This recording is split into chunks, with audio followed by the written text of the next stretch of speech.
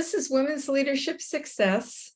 And in our last episode, our guest, David Garfinkel, told us about how leaders use story to influence, inspire, and persuade. But today, the topic is more personal, namely, how to use stories in your personal business life. David Garfinkel is the author of the #1 bestseller, The Persuasion Story Code, and he's back with us today to talk about how to use this kind of story to apply for a job, sell a new idea, and a lot more. Best of all, David says anyone can tell persuasion stories because they are not that different from how we already speak in conversations. Welcome, David. Thank you, Sabrina. And I just want to say to start with, I really enjoyed your book. And one of the things that you mentioned to me offline, I'd just like to ask you, how long have you been thinking about writing this book and the ideas that you've come up with? Well, I would say 45 years ago, I took a playwriting class in New York City when I was working as a journalist. Never worked as a screenwriter or playwright or novelist, but and I've been studying it ever since. And I've been thinking about it all through my journalism career, and the largest part of my career was in persuasion, as an advertising copywriter and a coach. And so long time, 40 years. And then, of course, the last 8 months, getting this book ready. Of course, I thought it'd be done in 3, but, twice as long and twice as expensive. And, so I've been thinking about it intensively a lot. Why is this different than so many books out there? I mean, that's my experience, but why is this different? What made you want to get your point across here? What's different about it? Well, I realized, a lot of people had created a shrine to the hero's journey, which is something Joseph Campbell started. I don't think he set up the shrine, but he certainly didn't discourage it when Bill Moyers was interviewing him on PBS. And then Hollywood has said that. And then there are a lot of these really narrow-minded people who are saying, in persuasion, in business, in advertising, the only story that works is a hero's journey, even though those actual words are a different kind of story, which I identify in my book. I mean, they're hypocrites without even realizing it, and the fact is, the hero's journey describes what a complicated, deeply personally meaningful movie or novel or play or video game. That might be the skeleton or the underlying structure of that, but it's not how we talk in everyday life, certainly not in business, certainly not with our families. Maybe when we sit around the campfire and somebody tells a long story, it might be a hero's journey story, but most of the time it's not what we do. So I realized no one was saying this, and people were being given really bad information. And I thought, someone's got to stand up and correct the situation. Why not me? Yes, and you did a great job. Well, thank you. So how will a persuasion story help someone achieve their personal goals? Okay, so I'm going to start with a premise. And the premise is that you are mainly responsible for achieving your own goals. That is, in the beginning, you have to be the spark and the fuel initially. It's got to come from you. A lot of people get sidetracked by trying to achieve someone else's goals or try to achieve something that they think they're supposed to, but they don't really want. But let's get that part out of the way. That's really a different conversation. So when you want to do it, when you're the spark and the fuel initially, that's just the first part. Then things change. It's sort of the Tom Sawyer effect. You start painting the fence, eventually people are going to come around and then say, hey, what are you doing? Hey, can I have a turn at painting the fence? And so at some point, and this point usually comes after you've got momentum and commitment to the goal, then people want to help you, but they may not know how to help you, or they may only be open to it. They still need to be persuaded. And so what you say to them at that point can make all the difference. If someone wants to help you and they want to do exactly what you had in mind or exactly what you need, great, but life doesn't always work that way. Sometimes they want to help you in a way that you don't want. So how do you gently guide them to helping you in the way that you do want, in a way that you know will work better, that you'll feel better about, more than what they initially had in mind? So a persuasion story will work much better than an argument or simply a blunt request. No, don't do this, do that. Can you give us a definition again of a persuasion story? So I'm going to apply for a job and I want to persuade them. So what are the elements that I need in the persuasion story? Well, okay, so in a situation like that, so the definition of a persuasion story is a story that upon hearing it, someone is more willing to agree to something. And that something might be respect, being open, curiosity. So you need to kind of have some objectives. The idea with persuasion stories is that each one is a step on the path to a yes.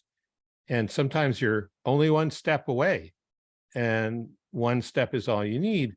But just as often, there are a few steps you have to take. Let's say you're applying for a director job, and the hiring manager says, well, why do you think you're the best person for this job? Or some other standard interview question. And so maybe the standard response is you mentally take out your resume and you recite a list of degrees and certifications and accomplishments. But that's kind of silly, really, right? I mean, they've already read that on your LinkedIn page or your resume or your application. Right. What might work much better would be a personal origin story. I cover 4 types of origin stories in the book. One that would work really well in a job interview situation is the qualifications track record story, where you're giving some of the same information, but you're doing it in a story. You're weaving together 2 or 3 intriguing highlights from your past that show that the person can visualize, they can experience it as you're telling it, that you have performed in an unusually impressive way under difficult circumstances.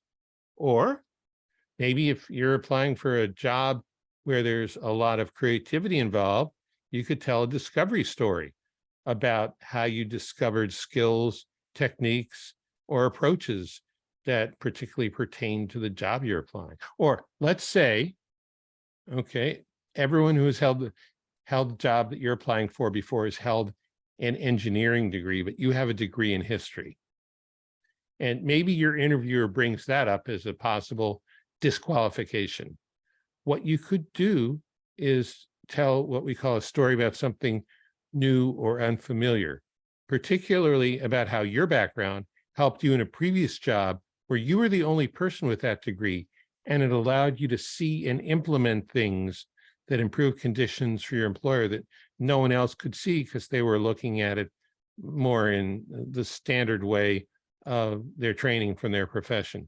By telling this kind of story, you reassure your interviewer that your new or unfamiliar qualifications might actually be a better fit for the job that they're offering. I like it. And the other thing that, as I'm listening to you, I'm realizing that to do a good job at this, besides reading your book, I need to practice and make sure I've got this down before I go to the interview, that you really want to have your story. You want to know your story well. I want to tell you a story about one of my clients who is off the charts in the results he gets. He's a marketing guy, and he has taken simple assignments and turned them into perpetual income streams for his entrepreneur clients. But he didn't think much of it, and he wasn't getting paid quite as well as he should be. And so I had him put together a chart. What did they ask you for? What did you do? What are the results? And then the fourth step, turn that into a story.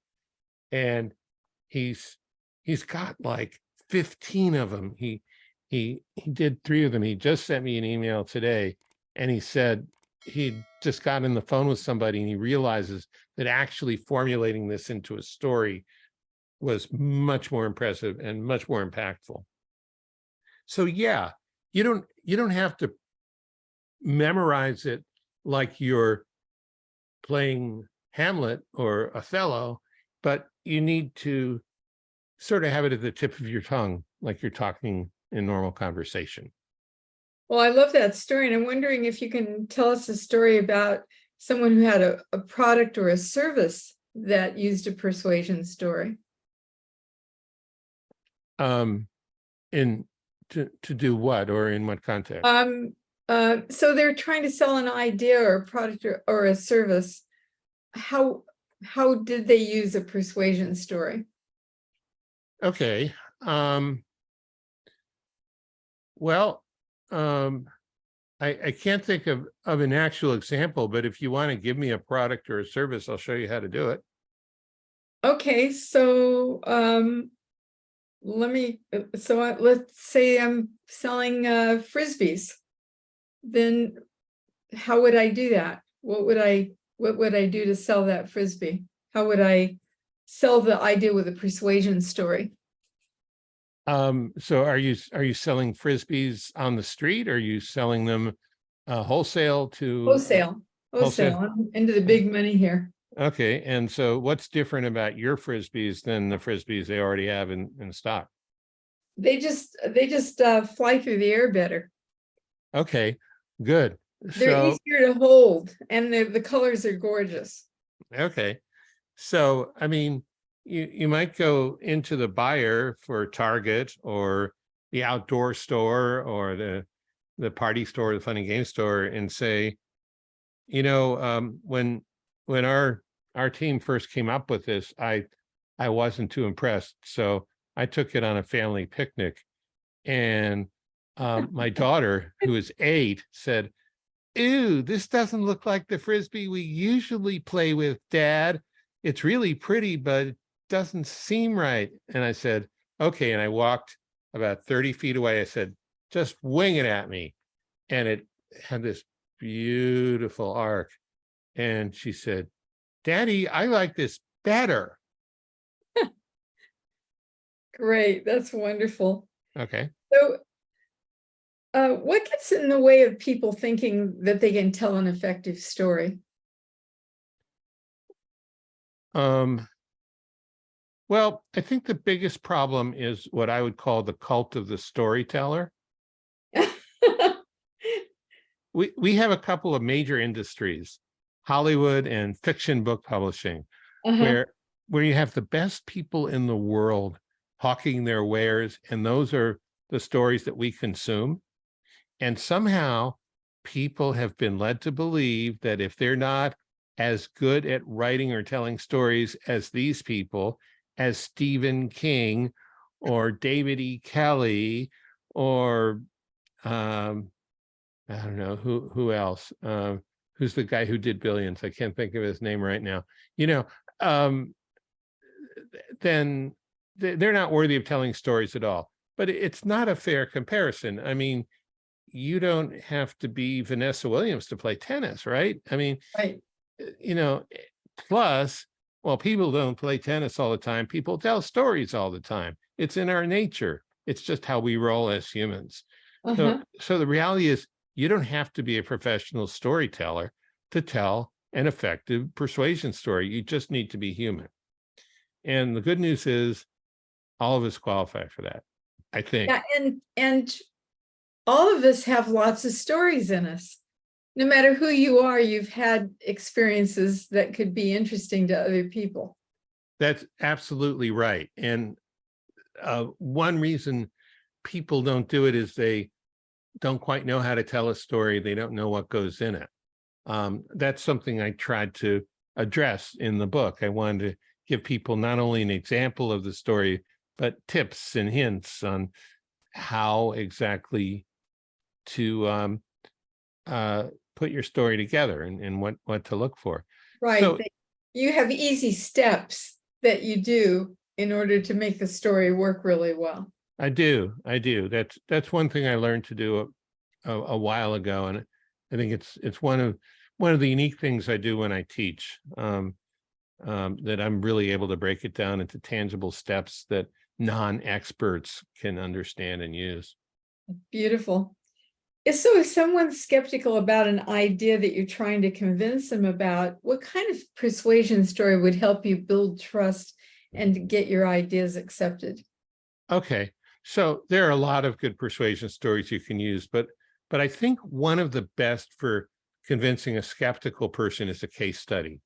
Now, when you hear the term case study, you might be thinking about, a white paper or some elaborate, detailed study of what you have to recite with Right. lots of references and data. No, that's not the kind of case study I'm talking about here.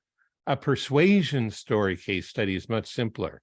If you have documented proof or anecdotal evidence that your idea will work, and you have discovered what the result your idea will provide is, that will be of interest to the person you're talking about, you can put together a case study this way. It's simply a listing of events in story format, a situation where something needed fixing or needed to happen, then events that unfolded, followed by the result you got. Now, when you tell these in a narrative fashion, the same way you would tell a friend about a trip to a new town, and everything is based on facts, it becomes very compelling.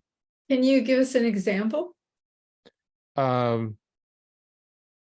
Well, there's one in my book. I don't remember all the details, but this guy, he did some kind of online training, Okay. and he was running ads on Facebook, and he was spending all this money and not filling up the classes. And so he went to a marketing consultant, and the marketing consultant is very analytical, almost had X-ray vision. And he found out there was nothing wrong with the Facebook ads. They were performing fine. There was something wrong inside his funnel process. I don't really remember exactly what it was, but it was something that was not be obvious even to most experts. So the consultant fixed that, and now this guy can't turn on his ads for more than 2 days because it keeps filling up his classes. That's a case study. Beautiful. Thanks. So what's the most important things to remember when telling a good persuasion story? Okay, so first thing is, remember that your story is personal. Okay. It's a communication between you and a person or people that you're talking to. And this may sound obvious or pointless to mention, but it's not. A lot of people check out mentally and emotionally when they're talking, and that robs the story of its power. So you want to stay connected to who you're talking to when you're telling the story. The second thing to remember is, remember your objective. If it's an origin story, your objective might be to make your listener aware of the events that led up to the present moment. If it's a reassurance story, your objective might be to reassure your listener, ease their doubts and their worries. Tell your story with your objective in mind. It will make a difference. And finally, it'd be a good idea to work out your story in advance and then boil it down to the most concise conversational format that you can, and practice it a few times. Let it become familiar, let it become a part of you. But remember, when you tell it, it needs to come across like you're having a conversation, not repeating something that you memorized. That's beautiful. I want to thank you so much for coming on the show today. It's been very informative, exciting, and I'm looking forward to changing my stories so that I can persuade people better. Thank you so much, David. You're welcome. Thank you, Sabrina.